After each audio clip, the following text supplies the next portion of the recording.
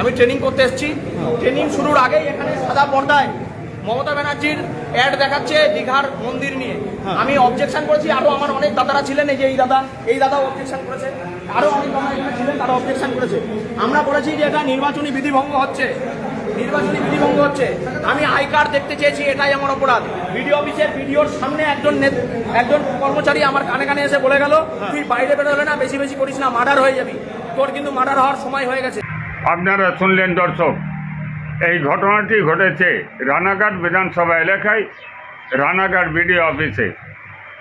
আপনারা ইতিমধ্যেই জেনে গেছেন যে আমাদের দেশের নির্বাচন কমিশনের পক্ষ থেকে পশ্চিমবাংলায় 2 দফায় ভোট হবে এটা ঘোষণা করেছেন। প্রথম দফায় ভোট গ্রহণ হবে 23 এপ্রিল, দ্বিতীয় দফায় ভোট গ্রহণ হবে 29 এপ্রিল।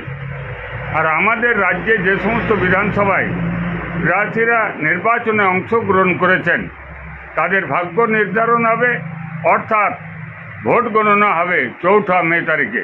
আপনারা জানেন দর্শক, আমাদের পশ্চিমবাংলার বিধানসভা নির্বাচন শান্তিপূর্ণভাবে হবে না, অগাধ নির্বাচন হবে না, এই কথা বহু পূর্বে থেকেই আমি প্রচার করে আসছি।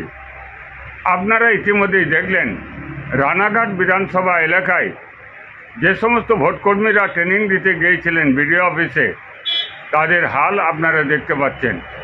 আক্রান্ত হয়েছেন, রক্তাক্ত হয়েছেন। এমন অবস্থাতে পশ্চিমবাংলায় শান্তিপূর্ণ ভোট, অগাধ নির্বাচন, এটা যে সম্ভব নয়, এটা আমার মতামত। আপনারা যারা হুদিস টিভি দেখছেন, আপনারা কি ভাবছেন পশ্চিমবাংলার বিধানসভা নির্বাচন শান্তিপূর্ণভাবে হবে, অগাধ নির্বাচন হবে? আমার তো মনে হয় না। আপনারা যেটা ভাবছেন, আপনাদের গুরুত্বপূর্ণ মতামত হুদিস টিভির কমেন্ট বক্সে অবশ্যই লিখে জানাবেন। সকলকে নমস্কার।